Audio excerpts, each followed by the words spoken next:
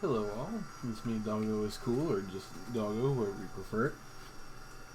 This is going to be, hopefully, a series on how to help with coding for the King of the Kill server. It's built in C, not C++, not anything else, just regular good old C.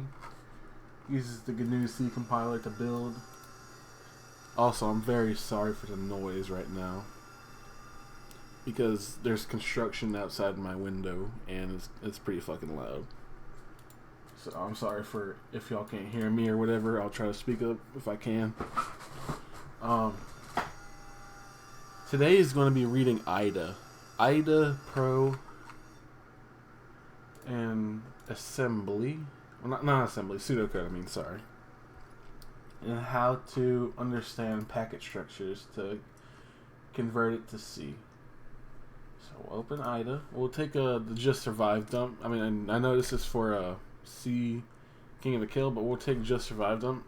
The H1Z1 has that meme a fellow H1Z1 dev and contributor and a good friend gave to me at one point. It's what I have open right now. So we'll do this, and we'll go to handle incoming zone packets. This is what stores the majority of the zone packets. So we'll press F5 to get into the pseudocode. It's already commented out. This is not for King of the Kill, by the way. This is for or this IDA dump is not for King of the Kill. It's for just survive, but it's what I have open right now. But it's very similar to the King of the Kill dump that I would have if I didn't, have it somewhere else and I couldn't find it right now. So that's for the next episode. These little cases, case 3.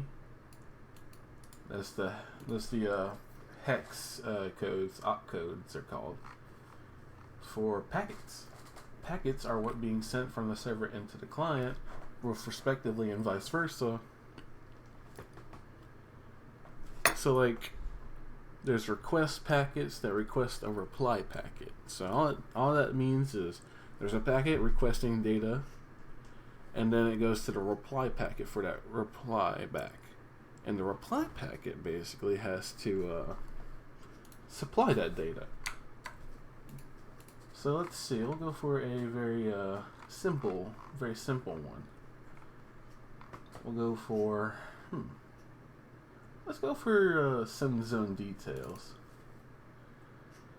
Let's get the read from packet function. Now all this is already commented and named for the most part, but this is a few, so it should be easier for you to follow. So every packet, like that's not this just a regular packet, has an opcode byte in it.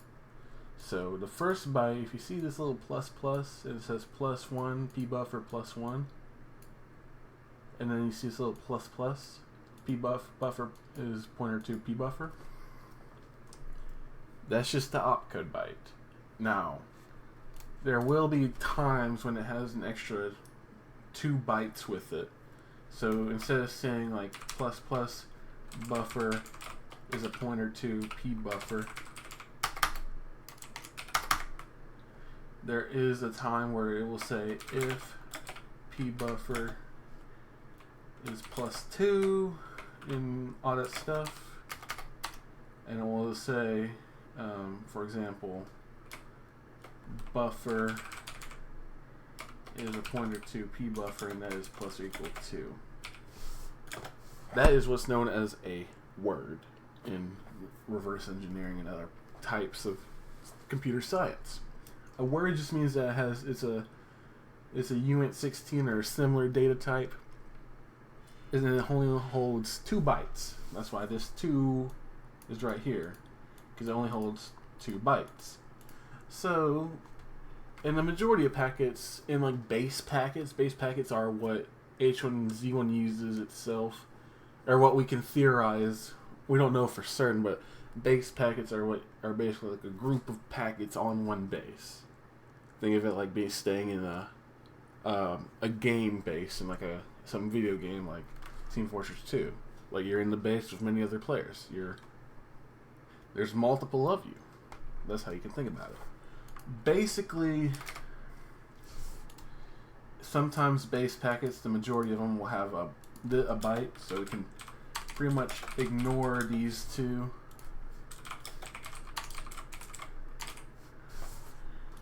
And just get straight to the actual meat and potatoes of the packet. Now this is not, by all means, a base packet. This is just the regular packet setZoneDetails. What setZoneDetails does, it just transfer you from the login menu to the actual game, like after you create a character and stuff. Basically, it just sends you to the actual game itself. But when you get out the login area, the login menu, so after you create a character, it just does that. But there's many more packets. They work all in tandem. They work together. So not one packet is going to do everything. I hope people know that. So back to IDA. So we got this read string from buffer. It's called zone name, but this is a read string from buffer, which means that if we click it, it says write string to class member right here, but also has a size of 4 bytes. 4 bytes. So when coding in the C server for my server for KotK, let's see, I'll make a new file. Call it scratchpaper.schm. So basically, group text, because when you create a new schema file for this kind of things, you gotta specify the group name. So like this, you say, like in the login packets, you say group login. This stuff can be ignored right there. That's just comments from Rhett. Rhett's a very good helper, and he's the one that also made the server to begin with. He made it for Planet side, but with his permission, I've geared it towards King of the Kill for H1Z1. So we give it a group name, and since this says read string from buffer, we click on it. 4 bytes in the string to class member. All you gotta do for the C server is you just give it a data type. So let's just say packet. Let's make a regular, just stupid packet that, just like for examples, right? 0x01, so it has an opcode of 1. And then we give it test packet tutorial. And so go back to IDA, 4 bytes, right? String to class member. So what we can do is we can write string : U32. U32 is an unsigned integer with 4 bytes. All that means for unsigned, if you're new to programming, is that it doesn't go negative. It only is positive. Signed, on the other hand, if you're also new to programming in C, means that it can go negative. But the value for the positive is going to be different. I'll explain that in a minute, but I'll show you guys how to do this. So, string, we specify the data type, and we specify the data type's length, because 4 bytes is the length of each string in H1Z1, for the most part. I will go into further detail in the future episodes, but today's episode is about simplicity, how to help. So pbuffer is plus or equal to 4 bytes, so that's the length. So we'll call it length. So the string length in bytes, and then we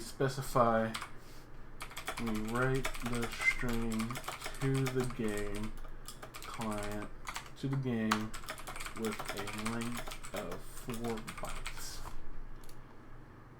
That's all it means. If you see 4 bytes or every little thing, that just means the length at the top, for the most part, with strings in H1Z1.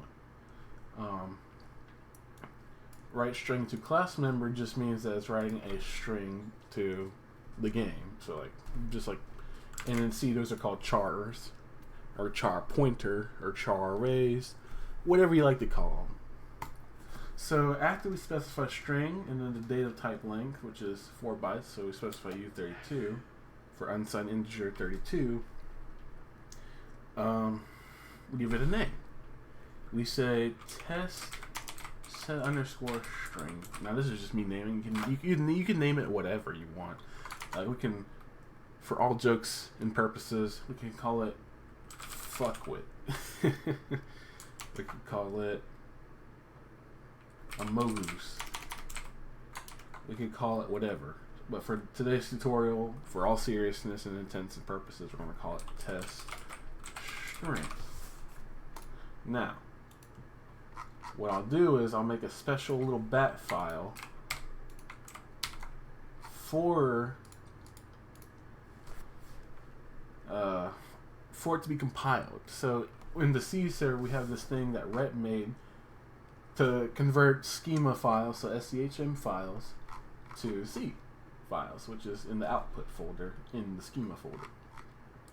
So what we'll do is we'll go to new file, test build test dot bat. So we'll call it that. Copy paste what we had.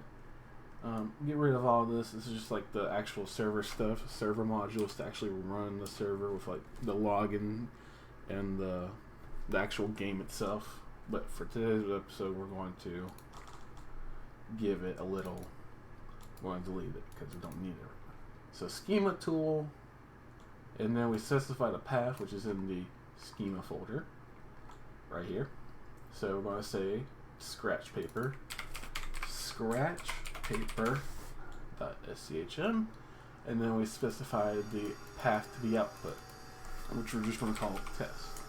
And it's specified in C because the server's built in C for reliability and fastness, although type safety is not really important to me right now, but today's episode is just about the basics of the C server. So what we'll do is we save it, save this, and then we'll actually just save all. So what we'll do is we'll open delete this console, new terminal, and we will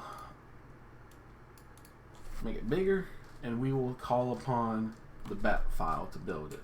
So we'll call it built underscore test dot bat. Now you don't have to add dot bat, but it's just me personally how it was brought up with coding. So here's a good one. Expected new line after string at line 4. That's the schema tool's way of saying, hey, I expected a new line. So we'll just give it a few more new lines, just because. So we'll do that. And as you can see, it built it. It does it automatically. Now it's giving me errors because I don't have it included, so. But that's fine. We don't need to include it. This is just for a test. So it does everything for you. That's what the schema tool does. All you have to do is make functions, or give each function, like packet-wise, each of its variables, whatever value it needs for it to work. Basically, I mean, that's a very, very simple way of putting it. It gives it the size of, it gives it little endian, because most of the things, if not all the things, variable-wise and packet-wise in H1Z1 Came to Kill, it's going to be a little endian, not big endian. It does it. It does it all for you. It does, like, that's what schema tool is there for. It's to help you, so you don't have to type all of this out. So, and I'm very thankful and I'm very grateful for Rhett, who pretty much without all of this wouldn't be possible. And I'm very thankful for him. Now he's focused on PlanetSide 2. He's not contributing to King of the Kill, but he is contributing to his own PlanetSide 2 version of the server, which is with my permission. I mean, with his permission, I was allowed to make it for King of the Kill. That's pretty much it for this episode.